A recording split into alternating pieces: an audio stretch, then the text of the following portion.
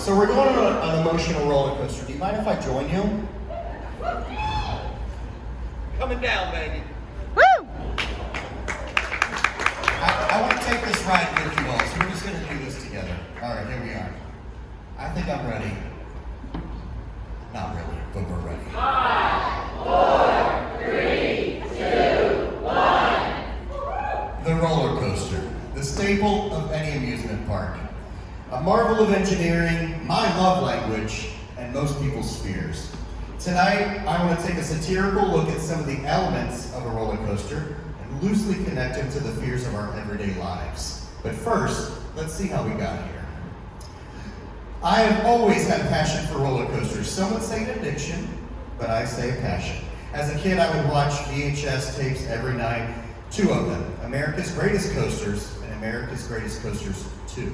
The sequel was really great. I kept a folder of coaster blueprints that I created. Roller Coaster Tycoon was my shit. It still is. From building coasters with Kinects to pulling my sister in a red wagon, the science behind coasters has always interested me. So much that I decided to make a future about it. After writing a letter to my favorite roller coaster designer, which I know we all have one, I came to UT to pursue a double major of mechanical and civil engineering in hopes of becoming a coaster designer, and that lasted about 2 semesters. So that brings us to today. I still study coasters the way people study football. I travel to theme parks the way people travel to Taylor Swift. So this is obviously certifying me to talk to you tonight about the emotions behind a roller coaster. I'm not a doctor, just a season pass holder.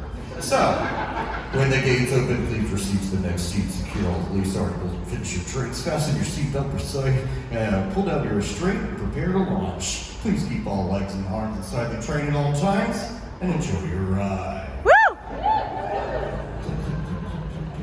Click the dreaded train lift. We are riding up 325 feet to the tallest coaster in America.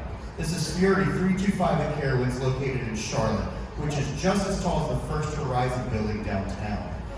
This is probably my favorite coaster, the speed, the quick transitions, the giant drop, but that fucking lift hill. The lift hill is the worst part of a coaster for me. I'm silent, my eyes are closed, I'm counting every second until we crest that hill. Although I love coasters, this part makes me question my love every time. What if we stop? Why does it take so long? What if I don't make it to the top? These are the same emotions I have about my personal climb to the top. What if my climb stops or it slows down? Why can't I just be there? And what if I start to roll back? Which actually can't happen because like clicking sound, that's like a safety mechanism. It's like, so I know that I'm safe. I'm just afraid the fun will stop and I'll have to leave the ride. And that part scares me. On the coaster and also in life. Just get me to the top already. I've been waiting too long. Let's get this ride started. Once I hit the top though, it's on. Eyes are open, mouth is open, curse words are spewing. I'm no longer in charge and I'm on top of the world, literally and figuratively. The drop.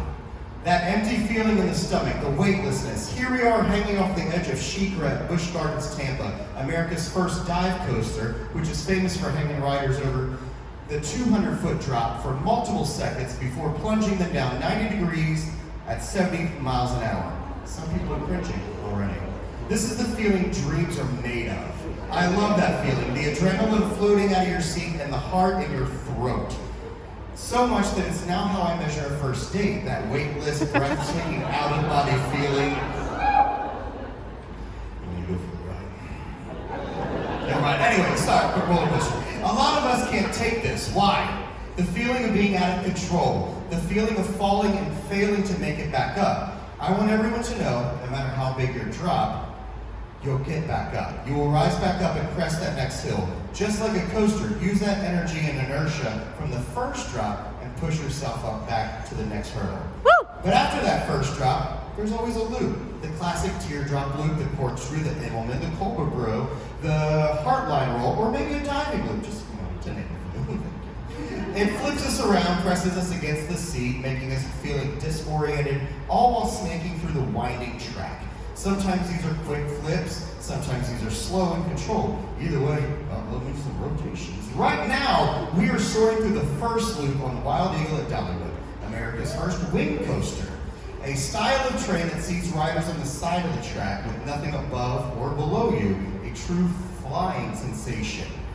If the thought of loops or flips concerns you, let's explore that. Are you the type of person that likes to be in control of all your situations? Always a plan of action and sticks to it? You know where you're going in life and hate when an obstacle changes your direction? Here's my advice.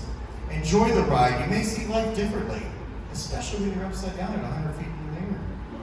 All of this couldn't happen with the cuddling power of restraints. Whether it's a lap bar or the stroller harness or what we see here, the clamshell, you are supported, whether you like to think so or not. The restraints have a backup plan to the backup plan if they were ever to fail. Does anyone not trust these things? Yeah. So stop thinking you aren't supported. You are, my friend. You are safe. Nobody's out to get you, and your systems won't fail. Don't let your trust issues hinder you from having a good time or making that next move or enjoying life's ride. Roller coasters are emotional to me. That's why I love sharing them with friends and family. A friend recently said, after sitting on a coaster with me, "Why do I let you talk me into this shit?"